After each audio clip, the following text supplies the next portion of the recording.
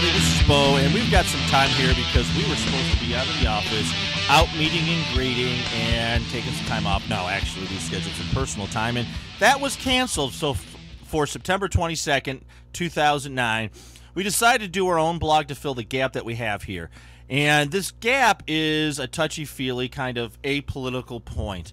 We don't cover politics here at all, but one of the things that we draw from sports is awesome for taking our minds off the real pressures of life. You know, it's a game that we constantly compile stats, we look at the athletes, we look at the coaches, the universities, the colleges, even on the pro circuits we do the same thing. We get as much information as possible. And when that team fails, or an athlete screws up, or a coach makes a mistake, we're willing to chop their legs out. And the reality is, it's just a game, babe. Doesn't matter in one iota. You can have your passion, you can have your energy. What matters is the fact that life is life. There's so many good things around us every day, and sports enhances what is right in our lives. Unfortunately, this past week, I had a culture shock. I had a lot of Afghanistan fellas and gals apparently send me emails on an interview we ran with Sparky Woods from VMI. And we were excited, and we get a military publication, and we just found out when we were really excited about sports and getting into it that four soldiers, whether the men or women, doesn't matter, lost their lives in Afghanistan. And that brought us a reality check on sports. Sports is a game that we have a lot of passion for, a lot of energy. But there's fallen people. People lost their lives this past week in Afghanistan trying to defend our way of life and keep that country from falling into the hands of a bunch of psychos who won't let those people have any choice in the matter at all. It's their policy no matter what. Here in the United States, you can say what you want about Obama. You can love him or hate him. There's a lot of them out there on both sides. But the fact is we have the opportunity in this country to love and hate anybody we want, whether it's teams, individuals, schools, presidents. But the point is to make that all happen, we have men and women in law enforcement, EMS, firefighters that defend that choice every day in this country. And we don't take a time out of our schedules to really appreciate.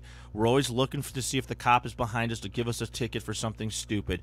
You don't realize the cop probably just pulled over somebody and just saved somebody's life. Or the firefighter who's screaming at you to get out of the way is trying to head over because you want to get to your job, or you want to get home and have that beer, or you want to watch that TV show.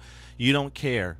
Then there's the EMS worker who is zooming back to the hospital to try to save somebody's life who is probably in jeopardy, and you pull out in front because you don't care. Well, I think you need to take time out and realize you care more about sports than you do about your fellow Americans, of fellow people that you live with every day. You cheer with them, you party with them, but you really don't care about them. And you can clearly see it sometimes on the football fields, when you have other players react when someone makes a comment, and then you have schools defending their actions because of comments. Babe, words are words. I get verbally assaulted through text messages and emails for mispronouncing people's names all the time. Those military folks who lost their lives in Afghanistan and obviously Iraq deeply struck me a chord. They're doing something that I would want to do, I can tell you right now, and I know many, many of you wouldn't want to do it. You brag about equality, you brag about that you want to have your space, but to really put a gun in your hand and say you need to defend this outpost, there's a village in jeopardy of going, you need to defend it no matter what. You call an air support and nobody's there to support you. You know, in football, we call that mismanagement or poor coaching when your players on the D-line or O-line are overmatched and you don't run plays to offset that. Well, what do you call that? You call that death. That's it. There's no more do-overs. There's no more next time. There's no more we can learn. Those men and women died. Done. So when you look at sports this weekend, remember, look across at the neighbor who might be struggling. Look at the person at work or the office building that really is having a crappy day. Maybe buying a $1 cup of coffee, buying a little token, or going over and pushing that lawnmower on your neighbor, or possibly going over to the house where you know your neighbors are financially struggling and invite them over for dinner one day. Because isn't sports about togetherness? David Stein's show talks about it. Many, many more shows are coming out talking about why we follow sports. I know a lot of us follow sports because we got passionate about the team, but it's more than that. It's the fact you can pick up your phone during a game and give someone a hard time and joking with them. It's about us as a unity together. And that's what sports is about. It is not about how much you hate somebody. I don't like Ohio State, and I think it's clearly known. But I do not wish anybody to be injured at all because of that. It's all a game, and we need to embrace the differences we have with one another.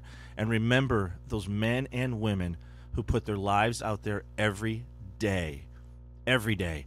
And for the lost soldiers the last couple weeks. My heart goes out to their families, and I wish there was more we can do. But take a moment today out of your sports, fantasy, and think about why you're able to do what you do. It isn't because you have money. It's not because of your job. It's because there's men and women out there willing to say you have that right. So you haters out there of the military gives you the right to hate them. In other countries, you wouldn't have that right.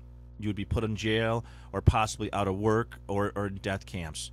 We see it in Argentina with Chavez that our president tends to be chummy with. He doesn't allow dissent in his organization or during an election, similar to Saddam. Death is the only thing that they have. And they've got sports as a subtraction of really intense pains. In this country, we have sports to enhance our lives, to make us feel better. So when we throw those burgers or ribs on, we can sit there and hold hands and cheer our team on. But remember, it's about the people you cheer with, not the team you cheer.